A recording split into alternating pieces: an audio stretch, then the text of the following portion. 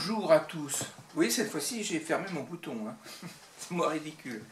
Et, donc, c'est la suite de Mozart. Hein. Donc, justement, on va écouter Mozart. Hein.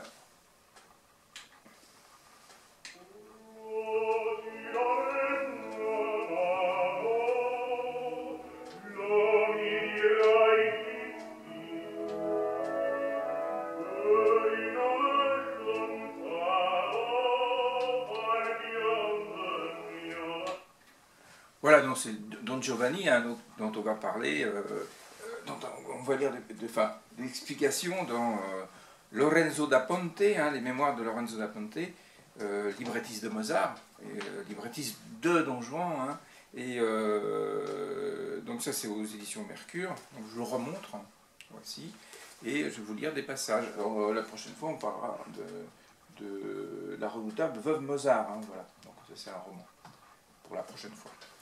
Donc vous avez eu le décor, hein, les grands opéras de Mozart, Casanova qu'il a croisé, Mozart et da Ponte, et l'opéra hein, avec Don Juan, voilà. Donc des passages. Donc la dernière fois, j'en ai fini. Donc là on va parler des Noces de Figaro. Voilà. Alors, page 132, parce que c'est le librettiste des Noces de Figaro. Da Ponte, alors c'est page 132. 132. Page 132, 132, 132. Je compris facilement que l'immensité du génie de Mozart exigeait un sujet de drame vaste, multiforme, sublime. Causant un jour avec lui, il me demanda si je pourrais mettre en opéra la comédie de Beaumarchais intitulée Les Nozze di Figaro, en italien, les Noces de Figaro. Mais il fallait surmonter une grosse difficulté.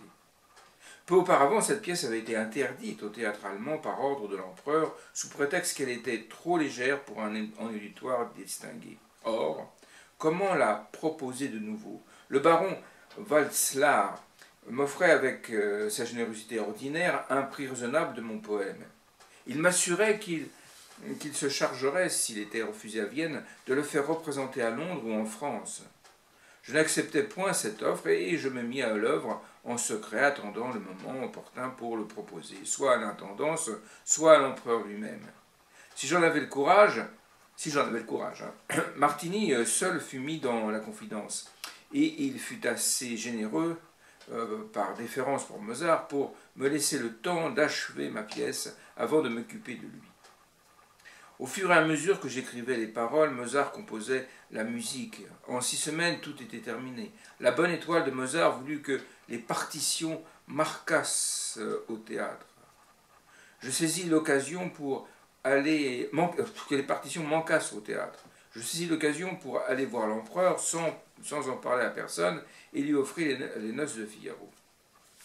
Comment, me dit Joseph, vous savez que Mozart, remarquable pour la musique instrumentale, n'a jamais écrit pour le chant, une seule fois accepté, et cette exception ne vaut pas grand-chose. Moi-même, répliquai-je, timidement dans la bonté de l'empereur, je n'eusse jamais écrit qu'un drame à Vienne. C'est vrai, mais cette pièce de Figaro, je l'ai interdite à la troupe allemande. En fait, Mozart avait écrit de nombreux opéras avant, mais enfin bon, l'empereur n'en savait rien. Je le sais, mais ayant transformé cette comédie en opéra, j'en ai retranché des scènes entières, j'en ai abrégé d'autres, et je me suis appliqué surtout à faire disparaître tout ce qui pourrait choquer les convenances et le bon goût. En un mot, j'en ai fait une œuvre digne d'un théâtre que Sa Majesté honore de sa protection. Quant à la musique, autant que je puis en juger, elle me semble un chef-d'œuvre. Bien que je me... Et alors ça, c'est la réponse de l'empereur. Bien, je me fie à votre goût pour la musique et à votre prudence. Remettez la partition au copiste. Voilà, donc ce sera représenté. Page 140, pas de danseur. Page 140, bon, ça c'est relaté dans le Amadeus, hein, de Milos Forman. Donc pas de danseur. Mozart et moi, nous n'étions pas sans crainte de voir une ligue se former entre nos deux ennemis et un nommé Bussani, inspecteur du vestiaire et de la scène, homme propre à tous les métiers, celui d'honnête homme excepté. Ayant entendu parler du ballet que j'avais intercalé dans mon Figaro, Bussani courut en toute hâte chez le comte et, d'un ton désapprobateur, « Excellence, lui dit-il, le poète a introduit un ballet dans son opéra. » Le comte me fit mander, et le dialogue suivant s'établit entre nous. Monsieur le poète a mis un ballet dans le Figaro. Oui, monseigneur. Monsieur le poète ne sait donc pas que Sa Majesté ne tolère point les ballets dans son opéra.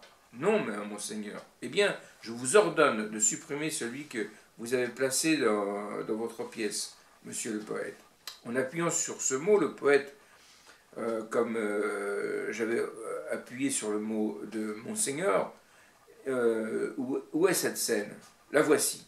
Il arracha alors 2 feuillets de mon manuscrit et les jeta au feu. Puis, me rendant mon libretto, vous voyez, monsieur le poète, quelle est l'étendue de mon pouvoir, et en même temps, il m'honora d'un sortet.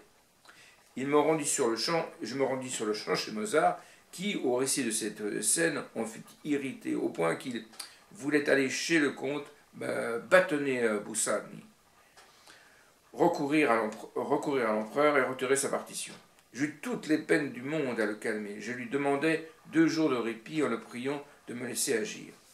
La répétition générale était arrêtée pour ce même jour. J'allais en prévenir l'empereur qui me promit d'intervenir. Effectivement, il daigna assister à cette répétition et toute la noblesse de Vienne l'y suivit. Monsieur l'abbé était avec lui. Le premier acte fut enlevé au milieu d'applaudissements unanimes. Il se terminait par une pantomime entre le comte et Suzanne, pendant laquelle l'orchestre devait jouer les airs du ballet. Mais les danses ayant été supprimées, on envoyait les acteurs gesticuler à l'orchestre, restant muet. Cela ressemblait à une scène de Guignol. « Que signifie ce temps à l'arrêt » demanda l'empereur à Castigny, assis derrière son fauteuil. « L'auteur seul peut répondre à sa majesté, » répondit l'abbé avec un sourire malin. Je fus appelé, mais au lieu de me justifier, je gardai le silence et je mis sous les yeux de Sa Majesté une copie de mon manuscrit sur lequel j'avais laissé subsister la scène telle que je l'avais faite. L'empereur l'a lu et voulut savoir pourquoi les danses n'avaient pas eu lieu. Je gardai de nouveau le silence. Je compris qu'il y avait quelque chose de louche et, se tournant vers le comte, je lui demanda l'explication que j'abstenais de donner. « Les danses manquent, répondit en balbutiant Rosenberg, parce que le théâtre de votre majesté n'a pas de corps de ballet. Mais il en existe dans les autres théâtres, et je désire qu'on mette à la disposition de Da Ponte tous les danseurs qui lui seront nécessaires. » Une demi-heure après, nous avions 24 sujets, tant danseurs que figurants. Le ballet fut exécuté très bien, écrira l'empereur, et cette nouvelle marque d'approbation redoubla la soif de vengeance dans l'âme de mon puissant persécuteur. Voilà. Alors, page 158, Don Juan. Page 2, c'est qu'on a entendu tout à l'heure. Un tout petit morceau. Page 158. Je n'avais pas à Prague assisté à la représentation de Don Giovanni, mais c'est à Prague le 20 octobre 1787, dans la note. Mais Mozart n'avait pas tardé à m'instruire qu'il avait fait merveille. L'impresario Guardasoni m'avait également écrit à ce sujet. Vive Da Ponte, vive Mozart, les impresari ainsi que les artistes doivent se les bénir. Tant qu'ils vivront, la misère n'osera plus approcher les théâtres. L'empereur me fit appeler et, avec les plus gracieux éloges, me fit un nouveau don de 100 sequins, en me disant qu'il brûlait du désir d'entendre Don Giovanni. J'écrivis à Mozart qui accourut et donna les partitions au copiste, lequel s'empressa de les distribuer. Le départ prochain de Joseph II, l'empereur, en hâta la mise en scène. Et, le dirais-je, Don Juan n'eut aucun succès. Tout le monde, Mozart, seul excepté, s'imagina que la pièce avait besoin d'être retouchée. Nous y fîmes des additions, nous changeâmes divers morceaux. Une seconde fois, Don Giovanni n'eut aucun succès, ce qui n'empêcha pas l'empereur de dire « Cette œuvre est divine, elle est peut-être encore plus belle que les noces de Figaro, mais ce n'est pas morceau pour mes Viennois. » Je répétais ces paroles à Mozart qui, sans se déconcerter, me dit « Laissons-leur le temps de la goûter. » Il ne s'est pas trompé. D'après son conseil, je cherchais à faire jouer Don Juan le plus souvent possible. À chaque représentation, le succès grandissait. Peu à peu, les Viennois s'habituèrent à savourer ce morceau et l'apprécier et finirent par le goûter au point d'élever Don Juan au rang de chef-d'œuvre dramatique. Ce qui est le cas. Alors, ensuite, le temple de Flore, page 167. Joseph II me fit l'honneur de me faire appeler. Alors, il me fait appeler, et ça va jusqu'à là. De me faire appeler et de me demander une pièce de vers appropriée à la circonstance. Il m'accorda 3 jours pour composer mes paroles, les livrer au compositeur de la musique, m'assurer des chanteurs et rechercher les décors et les costumes. Je n'avais pas de temps à perdre. J'écrivis la première partie de ma cantate, le temple de Flore, dont je fis lire l'ébauche à Weigel. C'est Joseph Weigel, 1766-1846, compositeur autrichien, élève de Salieri, auteur d'une trentaine d'opéras. La cantate Flora et Minerva fut jouée le 17 janvier 1791. Jeune compositeur à qui j'en voulais confier la musique. Illuminé d'une flamme subite, il se mit aussitôt à travailler avec autant d'ardeur que de verve. Son enthousiasme m'électrisa. Nous travaillâmes toute une nuit. Le lendemain matin, l'œuvre était complète. 3 jours après, elle était chantée et applaudie. Je ne résiste pas au désir de donner la description de cette fête. Cette rotonde pouvait contenir en outre des exécutants, près de 3 à 400 spectateurs. Je fis enlever la statue de Flore que je remplaçais par une chanteuse revêtue des mêmes attributs. Cette statue vivante devait conserver l'immobilité tant que jouerait l'orchestre. Le temple était à peine éclairé derrière la statue. C'était un rideau dérobant à la vue des spectateurs un groupe nombreux de musiciens avec leurs instruments. À un signal donné, une illumination à giorno inondait le temple. L'orchestre préludait d'abord pianino, puis, allant toujours crescendo, remplissait l'enceinte d'harmonie. L'auditoire se trouvait assis au milieu de fleurs. La partie instrumentale achevée, après une première ariette et un récitatif déclamé par la déesse, des troupes d'amour s'approchant des augustes fiancés leur présentaient des bouquets de myrtes et de roses. Minerve les suivait, tenant à la main l'olivier de la paix et les lauriers d'Apollon. Au même moment, Flore descendait de son piédestal et, dépouillant sa tête de la couronne dont elle était ornée, s'agenouillait aux pieds de la reine, mère des princesses, et la lui présentait. La reine, après avoir accepté cette offrande, replaçait la couronne sur la tête de la cantatrice, comme un hommage à son talent. Cette scène fit un effet admirable.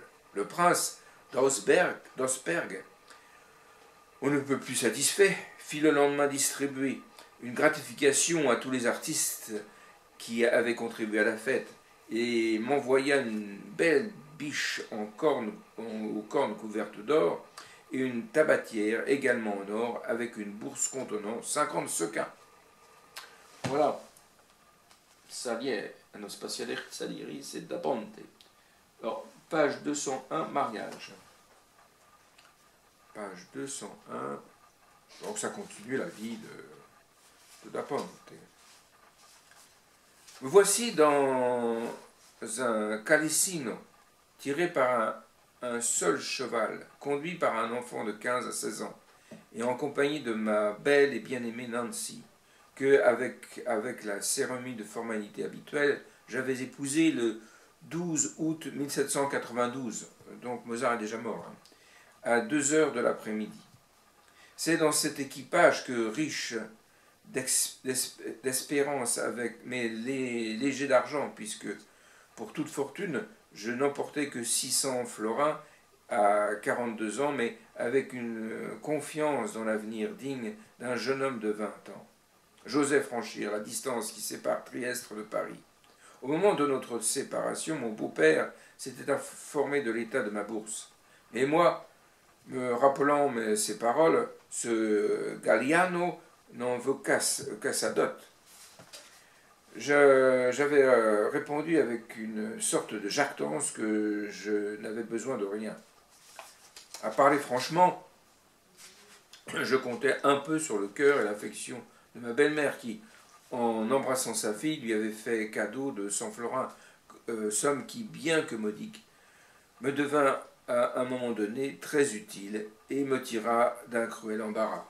Donc ça c'est la vie de Da Ponte, hein, qui fut toujours un artiste, quoi, avec des difficultés financières. Donc, page 203, un bibliothécaire. Un bibliothécaire, page 203. Pressés de partir, nous quittâmes l'abbaye en laissant au prieur, sur sa demande, mon adresse dans les principales villes que j'avais à traverser. Prague étant sur mon itinéraire, j'y séjournai quelques jours pour y attendre des nouvelles de l'abbé qui n'arrivèrent pas. J'eus le temps d'assister à la représentation de 3 de mes opéras composés pour Mozart, et je ne saurais décrire l'enthousiasme des habitants de cette ville pour cette musique. De mes opéras. Enfin bon, l'essentiel c'était quand même la musique de Mozart. Des morceaux passés inaperçus sur d'autres théâtres étaient appréciés par eux et acclamés comme divins. Mon intention était de retourner à Dresde, mais me souvenant d'un de mes débiteurs de quelques centaines de florins, Giacomo Casanova, habitait à peu de distance de Vienne. Il se trouvait depuis 1785 au château de Dux, non loin de Prague, comme bibliothécaire du comte de Waldstein. Je saisis cette occasion pour recouvrer une somme qui, vu la circonstance, m'était devenue nécessaire. Je fus bien reçu, mais je ne fus pas longtemps à m'apercevoir que sa bourse n'était guère mieux garnie que la mienne. Et pour lui éviter une humiliation, je ne le réclamais point ce qu'il eût été dans l'impossibilité de me rendre. Après 2 ou 3 jours passés avec lui, je lui annonçai mon départ pour Dresde. Malheureusement, pour moi, il s'offrit à m'accompagner jusqu'à Töplitz, à 10 ou 12 milles des domaines du comte de Waldstein, dont il était le bibliothécaire et l'ami. Cette idée, dont je ne pus le dissuader, m'obligea à louer un autre cheval et un postillon. Celui-ci nous versa en pleine route et nous perdîmes une demi-journée à réparer mon calissino. Malgré cette réparation, ayant reconnu voiture et cheval hors d'état de poursuivre, je fus forcé de m'en défaire et de vendre pour 60 piastres, ce qui m'en avait coûté plus de 100. De plus, Casanova, qui s'était fait le négociateur de cette désastreuse affaire, en me comptant mes 60 piastres, eut la prudence de retenir 2 sequins qui devaient lui servir à effectuer son retour chez lui. Il ajouta que, ne pouvant pas plus me rendre ces 2 sequins que les autres sommes qu'il me devait, il voulait me donner en compensation 3 conseils plus profitables pour moi que tous les trésors du monde. Si vous voulez faire fortune, me dit-il, n'allez pas à Paris, dirigez-vous plutôt sur Londres. Mais dans cette ville, gardez-vous de mettre le pied au café italien, et surtout, ne signez jamais aucun papier. Plus au ciel que j'eusse suivi ces 2 derniers conseils, car une grande partie des pertes d'argent que j'ai faites à Londres et les malheurs qui sont venus fondre sur moi m'ont été n'ont été que la conséquence de mes fréquentations dans ce café et de signatures données inconsidérément et sans prévoir les suites. Et voilà. Alors, page 214, sur les routes. Et oui, c'est un artiste sur les routes. 214. Ok. Avec Baldini et Frederici, mes projets étaient de difficile exécution et je n'avais que peu de chances d'obtenir l'emploi que j'ambitionnais au théâtre et sur lequel j'avais fondé mes espérances d'avenir. Mon début fut loin d'être heureux. Cependant, je ne me décourageai point et frappais à toutes les portes. J'eus promptement fait connaissance avec tout ce qui, de près ou de loin, approchait du théâtre. Le premier à me donner les preuves de sympathie et d'intérêt fut Pozzi, compositeur de musique de quelque valeur qui, pauvre, mais animé de sentiments généreux, m'ouvrit sa bourse et me présenta à ses amis, entre autres à la célèbre Mara, qui me pria de composer un drame sur elle et me le paya 30 guinées en m'accablant d'éloges et de remerciements pour un homme de ma nature. L'accueil me fut beaucoup plus précieux que l'argent. Possesseur d'une somme qui, dans ce moment critique, était d'une importance réelle, et prévoyant d'avance que le vent ne soufflerait pas de longtemps en ma défaveur, sur les bords de la Tamise, et en Angleterre, hein, comme on le disait tout à l'heure, je pris le parti extrême d'aller tenter fortune ailleurs. Formant 2 parts de mes 30 guinées, j'en laissai 10 à ma femme, et gardai des 20 autres, avec lesquels je partis pour la Hollande, où j'avais entendu dire que le théâtre français venait de se fermer et où je pensais qu'il me serait possible de le remplacer par un théâtre italien. Je ne me trompais point, j'y étais à peine depuis 15 jours et déjà l'avenir se montrait favorable. J'y rencontrai 2 zélés protecteurs, l'un dans la personne de M. Hoppe, chef d'une respectable maison de banque d'Amsterdam, l'autre celle du général Butzler. Ce dernier était père de 2 jeunes filles, habiles musiciennes, qui avaient connu ma Nancy, sa femme, pendant un séjour qu'elle et sa famille avaient fait précédemment dans le pays. J'avais, pour intéresser le général à ma cause, rappelé cette particularité et avait aussi ajouté à son bon vouloir. Sous le patronage, par son bon vouloir. Mon cher Lorenzo, je t'envoie 80 florins et j'en garde 20 pour venir te rejoindre. C'est sa femme qui lui écrit. J'ai reçu hier cet argent d'un de tes amis de Prague à qui il avait été envoyé par le respectable prieur de l'abbaye de Saint-Edmond. Un habitant du village nommé Schersenboom avait trouvé notre bourse sur le chemin de Lichtenberg le lendemain de notre départ. Il l'avait apporté au prieur qui lui avait remis 2 sequins et qui, n'ayant plus reçu de tes nouvelles, appris dernièrement seulement qu'au lieu d'aller à Paris, nous étions allés à Londres. Tu vois qu'il ne faut jamais désespérer de la Providence. Avant 8 jours, je serai auprès de toi et je te conterai les détails. Ta Nancy, sa femme. Voilà, donc c'est la vie, un petit morceau de la vie de Lorenzo da Ponte. Alors c'était un témoignage, hein, là, c'était pas de l'analyse d'historien.